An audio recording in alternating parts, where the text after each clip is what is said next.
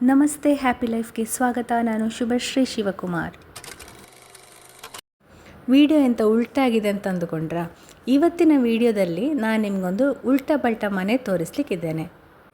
ಕಳೆದ ಆದಿತ್ಯವಾರ ನಮಗೆ ಮೈಸೂರಲ್ಲಿ ಒಂದು ಮದುವೆಗೆ ಹೋಗಲಿಕ್ಕಿತ್ತು. ನಾವು ಶನಿವಾರ ಸಂಜೆ ನಮ್ಮ ಮನೆಯಿಂದ ಹೊರಟು ರಾತ್ರಿ ಮೈಸೂರು ತಲುಪಿದ್ದೆವು. ಈಗ ನೀವು ನೋಡ್ತಾ ಇರೋದು ನಾವು ರಾತ್ರಿ ಉಳ್ಕೊಂಡ ಹೋಟೆಲು. ನಮ್ಮ ಯೋಜನೆ ಹೇಗಿತ್ತು ಅಂದರೆ, ಬೆಳಗ್ಗೆ ಮದುವೆಗೆ ಹೋಗಿ ವಧುವರರಿಗೆ ಆಶೀರ್ವಾದ ಮಾಡಿ ಆದಷ್ಟು ಬೇಗ ಊಟ ಮಾಡಿ ಮತ್ತು ಸಂಜೆ 5 ಗಂಟೆ ತನಕ ಏನೆಲ್ಲ ನೋಡಲಿಕ್ಕಾಗ್ತದೋ ಅದು ನೋಡೋದು ಮೈಸೂರಲ್ಲಿ, ಮತ್ತು ಊರಿಗೆ ಹೊರಡೋದು ಅಂತ ಇತ್ತು. ಮಧ್ಯಾಹ್ನ 2 ಗಂಟೆಗೆಲ್ಲ ನಮ್ಮ ಊಟ ಆಗಿತ್ತು ಮತ್ತು ನಾವು ಸೀದಾ ಬಂದದ್ದು GRS ಫ್ಯಾಂಟಸಿ ಪಾರ್ಕ್ಗೆ. ಇದರೊಳಗೆ ಎಂಟರ್ ಆಗ್ತಾ ಇದ್ದ ಹಾಗೆ ಬಲಬದಿಯಲ್ಲಿ ವಾಟರ್ ಪಾರ್ಕ್ ಉಂಟು. ಇಲ್ಲಿಗೆ ನಾವು ಸುಮಾರು ವರ್ಷ ಮೊದಲೊಮ್ಮೆ ಹೋಗಿದ್ದೆವು. ಮತ್ತು ಎದುರಲ್ಲಿ ಸ್ನೋ ಪಾರ್ಕ್ ಉಂಟು. ಅದರ ಬದಿಯಲ್ಲೇ ಇರೋದು ಈ ಅಪ್ಸೈಡ್ ಡೌನ್. ಹೆಸರೇ ಹೇಳುವಾಗೆ ಇಲ್ಲಿ ಎಲ್ಲವೂ ಉಲ್ಟಾ ಪಲ್ಟಾ ಉಂಟು. ಬನ್ನಿ ನೋಡುವ ಹೇಗುಂಟು ಅಂತ. ಮೊದಲು ಇಲ್ಲಿ ಟಿಕೆಟ್ ತೆಗಿಬೇಕು, 450 ರೂಪಾಯಿ ಪರ್ ಹೆಡ್. ಸೆಲ್ಫಿ ಫ್ಯಾಕ್ಟ್ರಿ ಅಂತ ಉಂಟು ಇಲ್ಲಿ, ಅಂದರೆ ಫೋಟೋ ತೆಗಿಲಿಕ್ಕೆ ಬ್ಯಾಕ್ಗ್ರೌಂಡ್, ಬೇರೆ ಬೇರೆ ರೀತಿಯ ಬ್ಯಾಕ್ಗ್ರೌಂಡ್ ಇರುವಂತಹ ಜಾಗ. ಅಲ್ಲಿಗೆ ಮತ್ತು ಸ್ನೋ ಪಾರ್ಕಿಗೆಲ್ಲ ಒಟ್ಟಿಗೆ ಟಿಕೆಟ್ ತೆಗೆಯೋದಾದರೆ ಸ್ವಲ್ಪ ಕಡಿಮೆಗೆ ಆಗ್ತದೆ, ಏನೋ ಆಫರ್ ಪ್ರೈಸ್ ಕೊಡ್ತಾರೆ. ನಾವು ಅಲ್ಲೆಲ್ಲೂ ಹೋಗಲಿಲ್ಲ, ಸೀದಾ ಅಪ್ ಡೌನ್ಗೆ ಹೋದದ್ದು. ನೋಡಿ, ಇದು ಚಪ್ಪಲಿ ಇಡುವ ಜಾಗ ಎಷ್ಟು ಚೆಂದ ಉಂಟು ಅಂತ. ಇದರ ಒಳಗಡೆ ಎಲ್ಲ ತೋರಿಸಲಿಕ್ಕೆ ಅಲ್ಲಿನ ಸಿಬ್ಬಂದಿಯೊಬ್ಬರು ನಮ್ಮೊಟ್ಟಿಗೆ ಬರ್ತಾರೆ. ಸುರುವಿಗಲ್ಲಿ ಇನ್ಸ್ಟ್ರಕ್ಷನ್ಸ್ ಉಂಟು, ಅಂದರೆ ಯಾವುದೇ ವಸ್ತುವನ್ನು ಮುಟ್ಟಬಾರದು, ಅದು ಇದು ಅದನ್ನು ನೋಡಲಿಕ್ಕೆ ಹೇಳ್ತಾರೆ. ಎದುರಿಗೆ ಕಾರ್ ಪೋರ್ಚ್. ಸಾಧಾರಣವಾಗಿ ಎಲ್ಲ ಮನೆಯಲ್ಲಿ ಹೇಗುಂಟು ಅದೇ ರೀತಿ ಉಂಟು ಈ ಮನೆ, ಆದರೆ ಉಲ್ಟಾ ಅಂತ ಅಷ್ಟೇ. ನೋಡಿ, ಇದು ಲಿವಿಂಗ್ ರೂಮ್. ಲಿವಿಂಗ್ ರೂಮಿನ ಬದಿಯಲ್ಲಿ ಒಂದು ಕಾಫಿ ಟೇಬಲ್ ಉಂಟು. ಇದು ಎಲ್ಲವೂ ಉಲ್ಟಾ ಆಗಿ ಉಂಟು. ಫೋಟೋ ತೆಗಿಲಿಕ್ಕೆ ಬೇಕಾದ ಬೆಳಕಿನ ವ್ಯವಸ್ಥೆ ಉಂಟು, ಮತ್ತು ಅಲ್ಲಿನ ಸಿಬ್ಬಂದಿಯೇ ಫೋಟೋ ತೆಗೆದು ಕೊಡ್ತಾರೆ ನಮಗೆ. ಅಂದರೆ ಒಳಗಡೆ ತೋರಿಸಲಿಕ್ಕೆ ನಮ್ಮ ಜೊತೆ ಬರ್ತಾರಲ್ಲ, ಅವರೇ ಫೋಟೋ ತೆಗಿತಾರೆ, ಅದಕ್ಕೆ ಎಕ್ಸ್ಟ್ರಾ ಪೇ ಮಾಡಲಿಕ್ಕಿಲ್ಲ. ನಾನು ಸರಿಯಾಗಿ ತೆಗೆದ ವಿಡಿಯೋವನ್ನು ನಾನು ನಿಮಗೆ ಉಲ್ಟಾ ಮಾಡಿ ತೋರಿಸ್ತೇನೆ, ಅದು ನಿಮಗೆ ಸರಿಯಾಗಿ ಕಾಣ್ತದೆ ನೋಡಿ. ಈಗ ಇದು ನಿಜವಾದ ಲಿವಿಂಗ್ ರೂಮ್. ಒಂದು ಲಿವಿಂಗ್ ರೂಮ್ನಲ್ಲಿ ಏನೆಲ್ಲ ಬೇಕು ಅದೆಲ್ಲವೂ ಉಂಟಿಲ್ಲಿ. ನೋಡಿ, ಟೀಪಾಯ್ ಮೇಲೆ ಪೇಪರ್ ಕೂಡ ಉಂಟು. ಈಗ ನೀವು ನೋಡ್ತಾ ಇದ್ದೀರಲ್ಲ ವಿಡಿಯೋ, ನಾನು ಈ ವಿಡಿಯೋನೀಗ ತಿರುಗಿಸಿ ತೋರಿಸ್ತಾ ಇರೋದು. ವಿಡಿಯೋದೊಟ್ಟೊಟ್ಟಿಗೆ ನಾನು ಅಲ್ಲಿ ತೆಗೆದ ಫೋಟೋ ಕೂಡ ಹಾಕ್ತಾ ಇದ್ದೇನೆ, ನಿಮಗಾಗ ಅಂದಾಜಾಗ್ತದೆ ಇಲ್ಲಿ ಹೇಗೆ ತೆಗೆದದ್ದು ಈ ಫೋಟೋ ಅಂತ.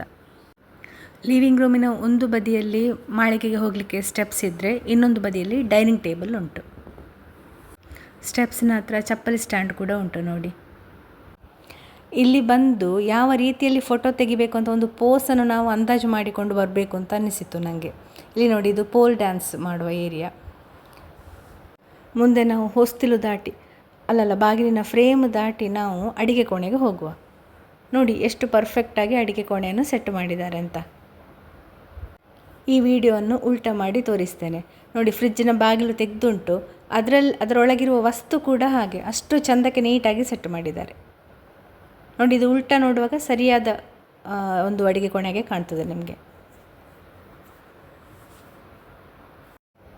ಒಂದು ಮನೆಯ ಕಿಚನ್ ಕೌಂಟರ್ ಟಾಪ್ ಮೇಲೆ ಏನೆಲ್ಲ ಇರ್ತದೆ ಅದೆಲ್ಲವನ್ನೂ ಇಟ್ಟಿದ್ದಾರೆ. ಲಟ್ಟಣಿಗೆ ಆಗಿರ್ಬೋದು, ಕೆಲವು ಕರಡಿಗೆಗಳು ಎಲ್ಲವೂ ಉಂಟು ಅಲ್ಲಿ.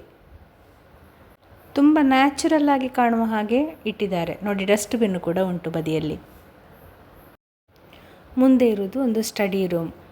ಟೇಬಲಲ್ಲಿ ಎಂತೆಲ್ಲ ಉಂಟು ಅಂತ ಗಮನಿಸಿ. ಒಂದು ಲ್ಯಾಪ್ಟಾಪ್ ಉಂಟು, ಒಂದು ಕಾಫಿ ಕಪ್ ಉಂಟು, ಪೆನ್ನಿನ ಕ್ಯಾಪ್ ಎಲ್ಲವೂ ಉಂಟು ನೋಡಿ. ಆ ಮೌಸಿನ ವಯರ್ ಉಂಟಲ್ಲ, ಅದು ಕೂಡ ಎಷ್ಟು ನೀಟಾಗಿ ಅಲ್ಲಿ ನಿಂತಿದೆ ಅಂತ ಅದನ್ನೊಮ್ಮೆ ಗಮನಿಸಿ. ಫೋನಿನ ವಯರು ಎಲ್ಲವೂ ಸಹ ಅಷ್ಟು ಕರೆಕ್ಟಾಗಿ ನಿಂತಿದೆ. ಅದು ಅಪ್ಸೈಡ್ ಡೌನ್ ಅಂತ ನಮಗೆ ಅನಿಸೋದೇ ಇಲ್ಲ, ನಾವೇ ಅಪ್ಸೈಡ್ ಡೌನ್ ಇದ್ದೇವೆ ಅಂತ ಅನ್ನಿಸ್ತದೆ ನಾವು ಒಳಗೆ ಹೋಗುವಾಗ ನೋಡಿ. ನಿಜವಾದ ಒಂದು ಸ್ಟಡಿ ಟೇಬಲ್ ಅಲ್ವಾ. ಇನ್ನು ಮುಂದೆ ಅಲ್ಲಿ ವಾಷಿಂಗ್ ಏರಿಯಾ ಉಂಟು. ವಾಷಿಂಗ್ ಮಿಷಿನಿಗೂ ಹಾಗೆ ಒಂದು ಬಟ್ಟೆ ಹಾಕಿ ಇಟ್ಟ ಹಾಗೆ ಉಂಟು ನೋಡಿ. ಒಂದು ಅಲ್ಲಿ ಹಾಗಂತೇಳಿ ಅದು ಮೇಲಿಂದ ಕೆಳಗೆ ನೇತಾಡ್ತಾ ಇಲ್ಲ. ಅಲ್ಲಿ ವಾಶ್ರೂಮ್, ಟಾಯ್ಲೆಟ್ ಉಂಟು, ಬೇಸಿನ್ ಉಂಟು.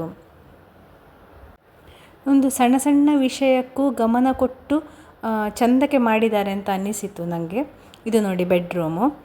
ನಮಗೆ ಮುಖ್ಯವಾಗಿ ಚೆಂದಕ್ಕೆ ಒಂದು ಪೋಸ್ ಕೊಡಲಿಕ್ಕೆ ಗೊತ್ತಿರಬೇಕು ಅಲ್ಲಿ ಹೋಗುವಾಗ. ಫೋಟೋಕ್ಕೆ ಬೇಕಾದ ಮುಖ್ಯವಾದ ಲೈಟಿಂಗ್ಸ್ ಅಲ್ಲಿ ಉಂಟು ಬೇಕಾದ ಹಾಗೆ. ಮತ್ತು ಫೋಟೋ ತೆಗೆದು ಕೊಡಲಿಕ್ಕೆ ಜನ ಕೂಡ ಇದ್ದಾರೆ. ಅಂದರೆ ನಮ್ಮೊಟ್ಟಿಗೆ ಬರ್ತಾರಲ್ಲ ಒಬ್ಬರು ಸಿಬ್ಬಂದಿ, ಅವರು ನಮಗೆ ಪ್ರತಿ ರೂಮಿಗೂ ಕರ್ಕೊಂಡು ಹೋಗ್ತಾರೆ, ನಮ್ಮನ್ನು ವಿವರಿಸ್ತಾರೆ ಅಲ್ಲಿ. ಇದು ನೋಡಿ ಉಲ್ಟಾ ಅಲ್ಲ, ಆದರೆ ಚಾರೆ ರೂಮು, ಓರೆ ಆಗಿರುವ ಹಾಗೆ ಉಂಟು ನೋಡಿ. ಇಲ್ಲೊಂದು ಗೋಡೆ ಮುರಿದು ಬಿದ್ದ ಸ್ಟ್ರಕ್ಚರ್ ಉಂಟು.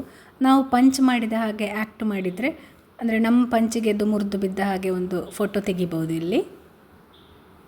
ಅದಕ್ಕಿಂತ ಮುಂದೆ ಇರೋದು ಒಂದು ಕಿಡ್ಸ್ ಬೆಡ್ರೂಮ್. ಕಿಡ್ಸ್ ಬೆಡ್ರೂಮಲ್ಲಿ ಯಾವ ರೀತಿ ಮಕ್ಕಳ ಆಟದ ಸಾಮಾನೆಲ್ಲ ಚೆಲ್ಲಾಪಿಲ್ಲಿಯಾಗಿ ಬಿದ್ದುಕೊಂಡಿರ್ತದೋ ಹಾಗೆ ಬಿದ್ದುಕೊಂಡುಂಟು. ಬಹಳ ಚಂದವಾದ ಈ ಒಂದು ಮಕ್ಕಳ ಬೆಡ್ರೂಮ್ ನನ್ನ ಮಗನಿಗೆ ಭಾರಿ ಇಷ್ಟ ಆಗಿದೆ. ಅಲ್ಲಿ ಆಟದ ಸಾಮಾನು ಕೂಡ ಅಷ್ಟೇ, ಸಾಮಾನ್ಯವಾಗಿ ಎಲ್ಲ ಮನೆಗಳಲ್ಲಿ ಇರುವಂತಹ ಬಿಲ್ಡಿಂಗ್ ಬ್ಲಾಕ್ಸ್ ಆಗಿರ್ಬೋದು, ರೇಸ್ ಕಾರ್ ಆಗಿರ್ಬೋದು, ಇದೆಲ್ಲ ಎಲ್ಲ ಮನೆಗಳಲ್ಲಿ ಕಾಣಸಿಕ್ಕುವಂತಹ ಆಟದ ಸಾಮಾನು ಉಂಟು. ಅಲ್ಲಿ ಬದಿಯಲ್ಲಿ ಒಂದು ಗೋಡೆಯಲ್ಲಿ ಕೂತು ಫೋಟೋ ತೆಗೆಯುವಾಗೆ ಉಂಟು. ಮತ್ತೆ ಬರ್ತದೆ ಒಂದು black and white room. Pencil sketch ಮಾಡಿದ ಹಾಗೆ ಕಾಣ್ತದೆ ಆ ರೂಮಿನ ಗೋಡೆಯಲ್ಲಿ. ಅಲ್ಲಿ ಒಂದು ಸಣ್ಣ ಸ್ಟಾಲ್ ಕೂಡ ಉಂಟು. ಐಸ್ ಕ್ರೀಮ್, ಚಾಕ್ಲೇಟ್, ಚಿಪ್ಸ್ ಇಂಥದ್ದು ಸಿಗುವಂಥ ಒಂದು ಸಣ್ಣ ಸ್ಟಾಲ್. ಬೇಕಿದ್ರೆ ಅಲ್ಲಿ ಕೂತ್ಕೊಂಡು ತಿನ್ಬೋದು. ನಂತರ ಒಂದು ಅಡ್ಡವಾದ ರೂಮ್ ಉಂಟು. ಅಪ್ಸೈಡ್ ಡೌನ್ ಇಲ್ಲ, ಅಡ್ಡ ಉಂಟು. ನೋಡಿ, ನನ್ನ ಮಗ ನಡ್ಕೊಂಡು ಹೋಗ್ತಾನೆ, ಆಗ ನಿಮಗೆ ಗೊತ್ತಾಗ್ತದೆ ಈ ರೂಮ್ ಹೇಗೆ ಉಂಟು ಅಂತ. ಇಷ್ಟೆಲ್ಲ ನೋಡಿ ಆದಾಗ ನಾವು ವಾಪಸ್ ಕಾರ್ ಪೋರ್ಚಿಗೆ ತಲುಪ್ತೇವೆ. ನಾವೆಲ್ಲಿಂದ ಹೊರಟಿದ್ದೇವೋ ಅಲ್ಲಿಗೆ ತಲುಪ್ತೇವೆ. ಮುಂದೆ ಕೆಳಗೆ ಒಂದು ಸ್ಟೆಪ್ಸ್ ಇಳಿದು ಒಂದು ಹೋಗ್ಲಿಕ್ಕೆ ಉಂಟು. ಇದೊಂದು ಭ್ರಮೆ ಹುಟ್ಟಿಸುವ ಜಾಗ ಅಂತ ಹೇಳ್ಬೋದು. ನೋಡಿ,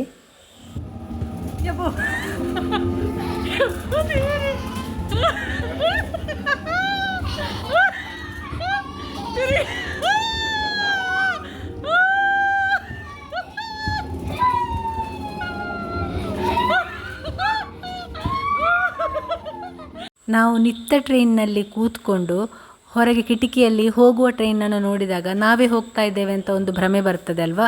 ಅದೇ ಫೀಲಿಂಗ್ ಆಗ್ತದೆ ಇಲ್ಲಿ. ನಮ್ಮ ಸುತ್ತಮುತ್ತ ತಿರುಗುವಾಗ ನಾವೇ ತಿರುಗ್ತಾ ಇದ್ದೇವೆ ಅಂತ ಹೇಳುವ ಭ್ರಮೆ ಆಗ್ತದೆ. ನಾವು ಭ್ರಮೆಯ ಈ ಲೋಕದಿಂದ ಹೊರಬರುವಾಗ 3:30 ಆಗಿತ್ತಷ್ಟೇ.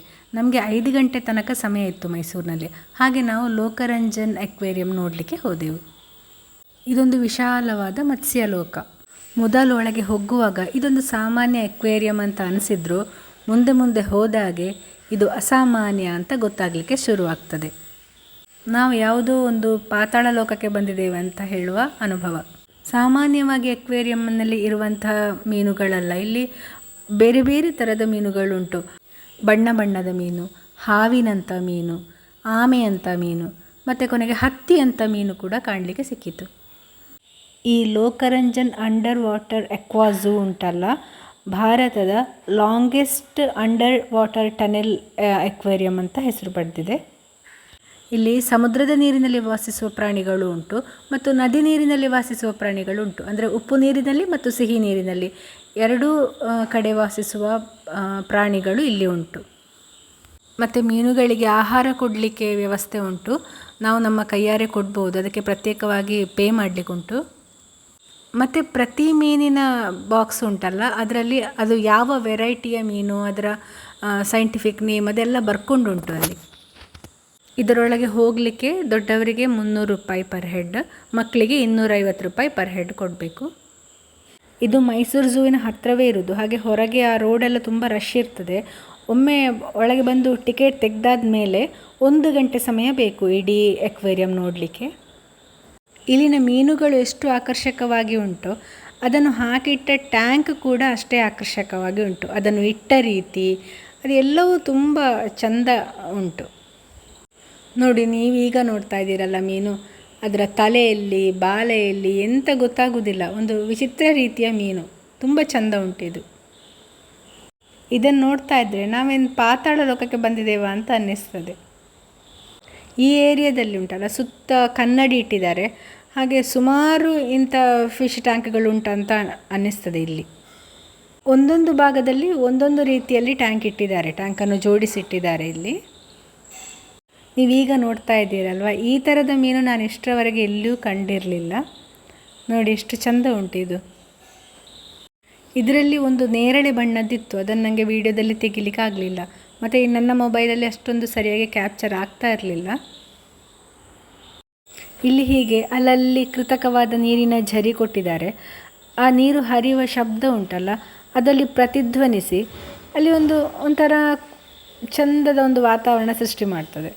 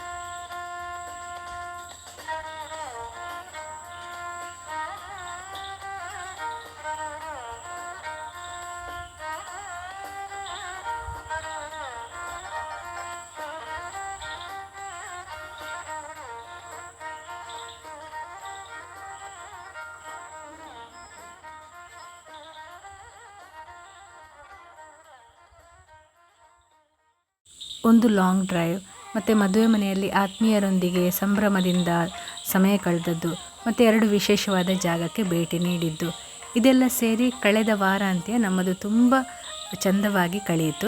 ನೋಡಿದ ಸುಂದರ ದೃಶ್ಯಗಳನ್ನು ನಾನು ನಿಮ್ಮ ಜೊತೆ ಹಂಚಿಕೊಂಡಿದ್ದೇನೆ. ವಿಡಿಯೋವನ್ನು ಕೊನೆ ತನಕ ನೋಡಿದ್ದಕ್ಕಾಗಿ ಧನ್ಯವಾದಗಳು.